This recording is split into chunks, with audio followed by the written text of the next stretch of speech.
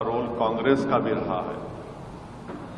मेरी इस बात को और ऐसे कई हजारों लाखों लोगों की बात को दोबारा कमलनाथ ने साबित किया कि बाबरी मस्जिद की डेमोलिशन और शहादत में कांग्रेस का भी बराबर का हिस्सा है।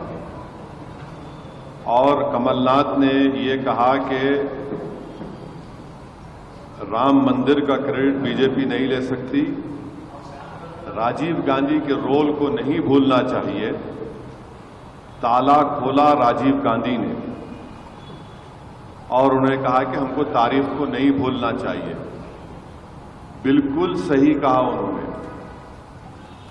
तारीफ को इसलिए नहीं भूल सकते कि जब पहली मर्तबा बाबरी मस्जिद के अंदर रात के अंधेरे में चोरों की तरह मस्जिद के अंदर जाकर उसमें आइडल्स को रखे गए थे मिंबर नबवी सल्लल्लाहु अलैहि वसल्लम पर, उस वक्त किसकी सरकार थी उत्तर प्रदेश में? कांग्रेस की थी। मुख्यमंत्री कौन था? जीबी पंत साहब थे।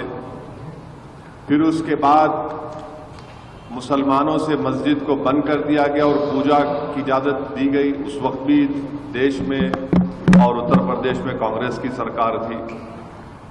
फिर मामला बड़ा ताले खोलने का, तो ये बात बिल्कुल सच है। राजीव गांधी के ही जमाने में बाबरी मस्जिद के ताले धोखा देकर खोले गए और उस जमाने में मुस्लिम पक्ष को बुलाया तक नहीं गया और जज साहब ने 25 या 30 पेज का ऑर्डर 5 मिनट में दे दिया।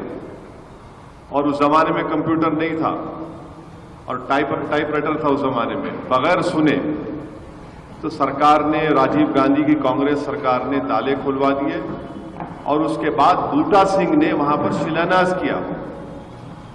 तो ये बात कमलनाथ ने साबित कर दिया कि बाबरी मस्जिद को जो छीना गया है उसमें बराबर का रोल कांग्रेस पार्टी का बीजेपी आरएसएस के साथ रहा है। तो 48-49 से 6 दिसंबर 1992 तक बराबर कांग्रेस का रोल रहा इसमें, डेमोलिशन में और इसको काम करने में। 6 दिसंबर के दिन बीजेपी, विश्व हिंदू परिषद, आरएसएस ने सुप्रीम कोर्ट को ये वादा किया, गलत बोला, झूठ बोला कि वहां पर कुछ नहीं किया जाएगा बाबरी मस्जिद को। बाबरी मस्जिद को उसके बाद डेमोलिशन कर दिया गया। तो ये सच्चाई है और इसमें बराबर कांग्रेस का और बीजेपी आरएसएस का रोल रहा है। मैं तो ये पूछना चाहूंगा कांग्रेस के नेताओं से कि क्या आप लोग क्यों सेकुलरिज्म का एक झूठा चेहरा जनता के सामने हमेशा पेश करते आ रहे हैं? मैं पूछना चाहूंगा राहुल गांधी से कि क्या आपके वालिद जब देश के प्रधानमंत्री थे तो क्या उन्होंने बाबरी मस्जिद के ताले खुलाए थे? नहीं खुलाए थे। मैं पूछना चाहता हूं कांग्रेस के तमाम लीडर से जो अपने आप को बड़ा सेकुलर और लिबरल कहते हैं, बल्कि अंदर से जितना नफरत उनके दिलों में है, हिंदुत्व की आइडियोलॉजी पर दोनों चलते हैं। कांग्रेस भी चलती है और आपके बीजेपी भी चलती है। अब वो बताएं इसके ऊपर। ये सच्चाई है। कमलनाथ जो कह रहे हैं वो बिल्कुल सच कह रहे हैं। वही असली कांग्रेस का चेहरा है। और कमलनाथ साहब का एक बहुत बड़ा रोल भी रहा है जब 84 में सिखों का जेनोसाइड हो रहा था दिल्ली की सड़कों पर। उस वक्त हम पूछना चाहते हैं कमलनाथ से और कांग्रेस से कि क्या कमलनाथ और कांग्रेस पार्टी नहीं जानती कि रिकाबगंज के गुरुद्वारे में क्या हुआ? कमलनाथ जानते हैं। बहरहाल ये इनका बयान जो आया है इससे कांग्रेस पार्टी का रोल, उन्होंने एक्सेप्ट किया है बाबरी मस्जिद के डेमोलिशन में, बाबरी मस्जिद को मुसलमानों से छीनने के लिए। बल्कि मुसलमान नहीं, बल्कि जो इस देश के रूल ऑफ लॉ को मानते हैं, जो इस देश में सुप्रीमेसी ऑफ लॉ को मानते हैं, जो सही मानों में सेकुलरिज्म को मानते हैं, लिबर्टी को, जस्टिस को मानते हैं, उनको जो शुरू से कह रहे थे कि ये मिले हुए हैं, मिल क्या सामने आ गया। और एक बात यह है कि जब ये बात कमलनाथ कह चुके हैं तो हम तो उम्मीद करेंगे कि देश के प्रधानमंत्री नरेंद्र मोदी जब जनवरी में कुछ फंक्शन करने जा रहे हैं वो, हाँ, तो हम उम्मीद करेंगे देश के प्रधानमंत्री राहुल गांधी को भी अपने साथ में लेके जाएं, क्योंकि जो काम उनके वालिद ने शुरू किया उसको मोदी जी मुकम्मल कर रहे हैं। तो देश के प्रधानमंत्री को चाहिए कि अपने साथ राहुल गांधी को भी लेके जाएं, ये अच्छा रहेगा, राम और श्याम की जोड़ी रहेगी।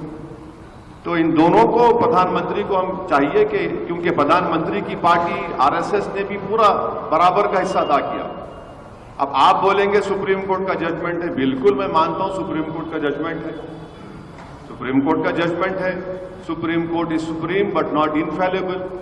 सुप्रीम कोर्ट ने यह भी कहा कि मुसलमानों ने मंदिर नहीं तोड़ी थी। और हैरत की बात यह है कि वो क्रिमिनल ट्रायल में किसी को सजा नहीं हुई।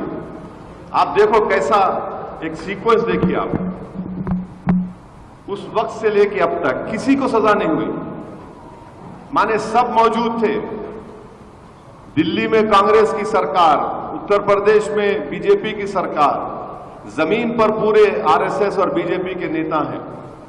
तो ये कमलनाथ का बयान कांग्रेस के असली चेहरे को जाहिर करता है और राहुल गांधी नाटक कर रहे हैं, ये उनका असली चेहरा है।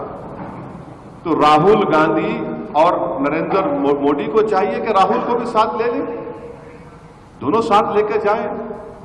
भाई आपने तो हमसे छीन लिया। हमसे जुड़े रहने के लिए हमारे YouTube चैनल को सब्सक्राइब करें और नई वीडियो की नोटिफिकेशन के लिए बेल आइकॉन को दबाएं। अगर आप ये वीडियो Facebook पर देख रहे हैं तो लाइक जरूर करें और ज्यादा से ज्यादा शेयर करें। धन्यवाद।